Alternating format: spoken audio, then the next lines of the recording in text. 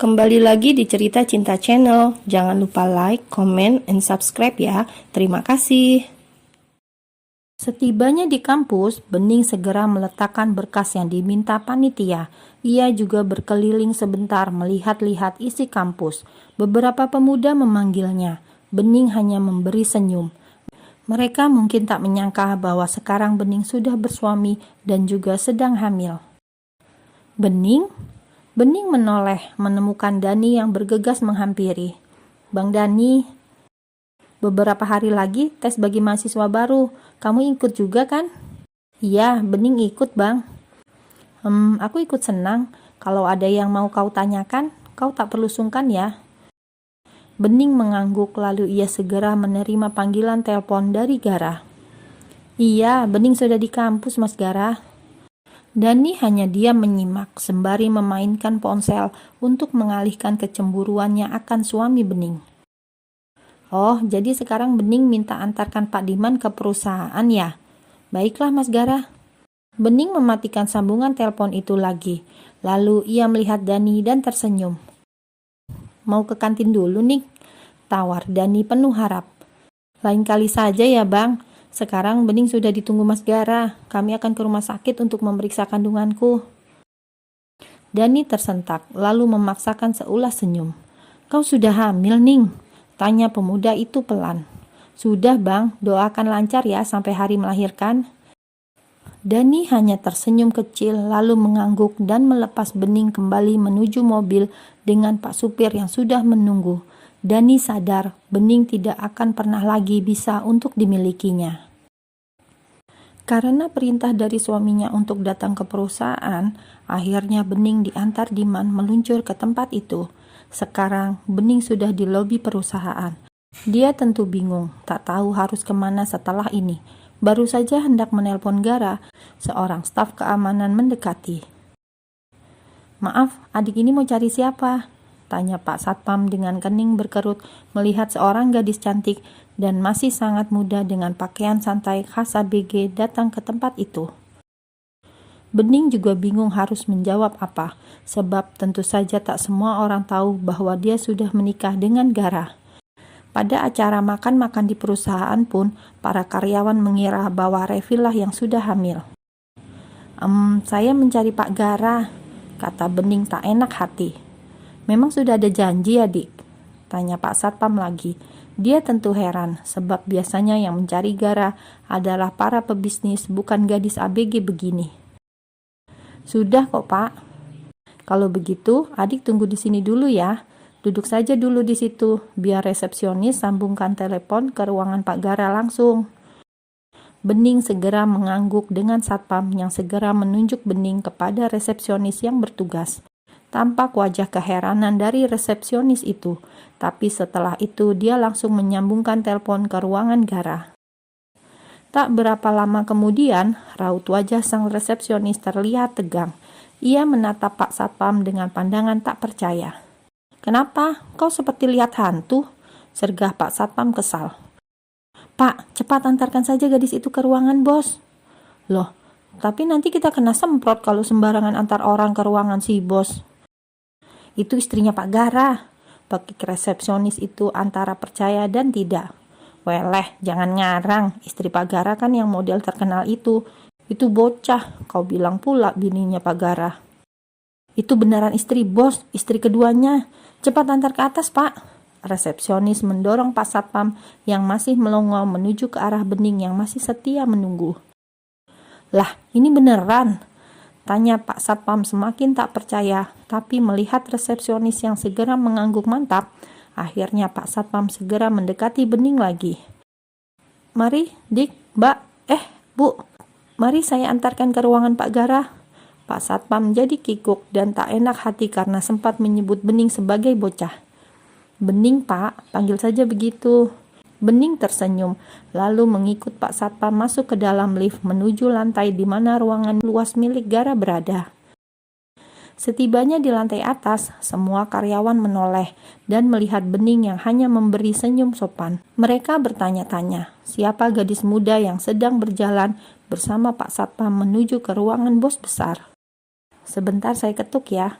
Pak Satpam mulai mengetuk pintu ruangan Gara. "Masuklah." Bening kemudian masuk ke dalam ruangan besar itu dengan Gara yang sudah merentangkan tangan untuk menyambutnya. Hal itu membuat Pak Satpam terkesiap. Ternyata betul kalau gadis ABG itu adalah istri kedua sang bos. "Kenapa masih di situ, Sul? Keluarlah dan jangan lupa tutup pintunya." Iya Pak Gara, saya permisi." Setelah pintu tertutup, Satpam itu langsung dikerubungi oleh para staf yang penasaran. Mereka juga sama terkejutnya dengan Pak Satpam. Di dalam ruangannya, Gara tengah memangku Bening.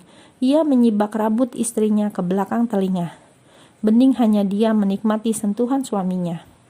"Jadi, tadi ketemu siapa di kampus?" tanya Gara sambil melingkarkan kedua tangannya di pinggang Bening. "Bertemu panitia, juga Bang Dani, Mas." Kening Gara berkerut. Dia kurang suka dengan pemuda bernama Dani itu. Dia tahu dari sorot mata pemuda itu, Dani menyukai Bening. "Jangan dekat-dekat dia ya, aku tahu dia menyukaimu," ujar Gara sembari terus membelai rambut Bening. "Tidak kok Mas Gara, lagi pula Bening hanya menganggap Bang Dani sebagai teman karena kami satu desa."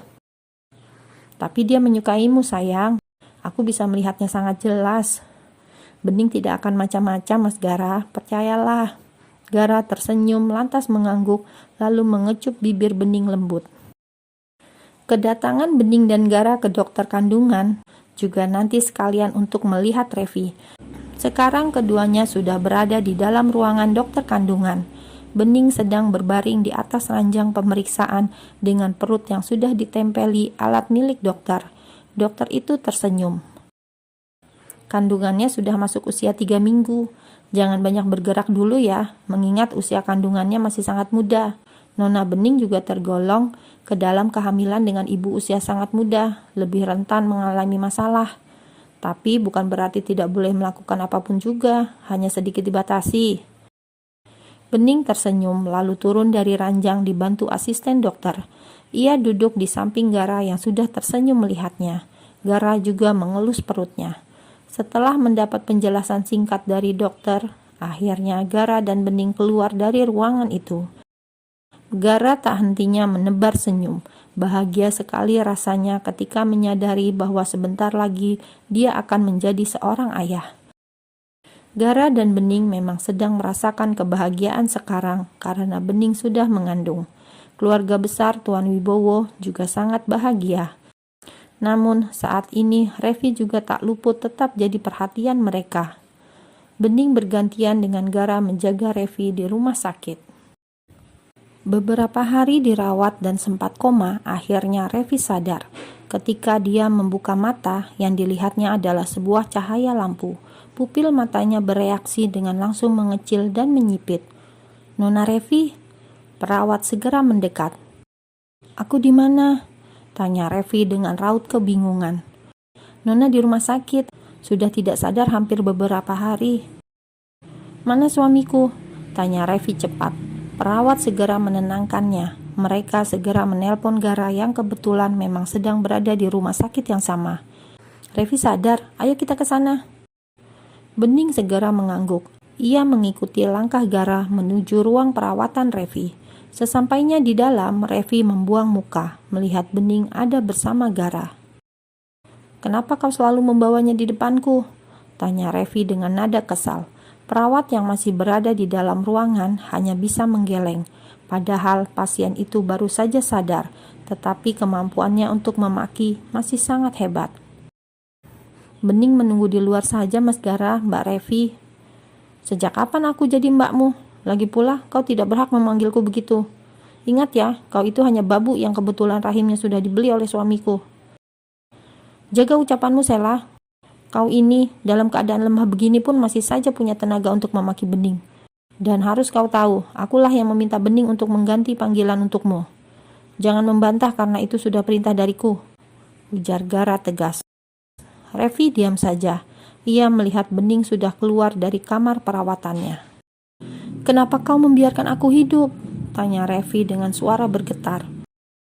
"Bukan aku, manajermu yang membawamu ke rumah sakit dan kau selamat," ujar Gara apa adanya. "Jadi maksudmu, kamu sendiri tak berharap aku masih hidup?" Aku tidak mengatakan seperti itu. Lagi pula, bunuh diri adalah keputusanmu, Sela. Sudahlah, aku tidak mau kita berdebat lagi. Jalani saja semuanya dengan hati yang ikhlas. Percuma kau membuat pemberontakan. Tidak akan mengubah apapun. Gara, aku ini tersiksa. Aku tersiksa karena kamu menikahi perempuan lain. Kamu gak ngerti? Tanya Revi dengan mata berkaca-kaca. Aku sudah nyaman dengan adanya Bening. Bahkan sekarang kebahagiaanku bertambah. Bening sudah hamil. Revi menoleh, menatap Gara dengan pandangan terluka. Fokuslah pada kesembuhanmu, Sela, agar kau bisa kembali dengan pekerjaanmu. Masih banyak kontrak pemotretan dan syuting yang harus kau selesaikan. Bahkan, kalau kau mau menambah masa kontrak menjadi 50 tahun lagi, juga sekarang bukan masalah bagiku. Gara, Revi menghentikan kalimatnya. Katakan, apa yang ingin kau katakan? Kau sudah jatuh cinta kepadanya? Tanya Revi dengan suara bergetar. Gara diam untuk sesaat, namun kemudian dengan mantap dia mengangguk. Ya, aku sudah jatuh cinta kepada Bening. Apalagi setelah dia hamil, aku jatuh cinta sedalam-dalamnya. Air mata Revi merembes begitu saja, sakit sekali rasanya. Kalau kau tak kuat di madu, mari kita berpisah.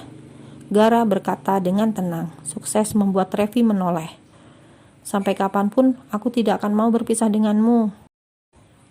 Kalau begitu, terima saja takdir ini. Lakukan apa yang ingin kau lakukan. Selama ini, aku selalu mengekang dan melarangmu, bukan? Sekarang kau sudah bebas. Kau bebas pergi kemana saja. Pemotretan dengan fotografer mana saja. Bahkan bebas bercuman dengan mereka. Revi menoleh lagi. Dia tersentak. Gara tahu jika selama ini dia sering memberi sentuhan nakal pada fotografer yang sering memotretnya. Walau hanya sebuah ciuman. Tapi ia tahu itu sebuah kesalahan fatal. Gara, aku... Tenang saja, Sela. Cukup bodoh jika aku percaya bahwa kau tak pernah bermesraan dengan fotografer-fotografer itu. Aku hanya diam selama ini, melihat sejauh mana kau bisa mempermainkan pernikahan kita. Cukup adil pula bukan jika aku tak mengatakan kepada mama dan papa? Kau masih ingin bilang bahwa aku jahat dan telah menyakitimu? Revi memandang nanar Gara yang bahkan tak mau lagi menatapnya. Gara, aku menerima Bening sebagai maduku, tapi tolong jangan pernah ceraikan aku. Gara diam saja, lalu keluar dari kamar itu menuju Bening yang masih dengan setia menunggu.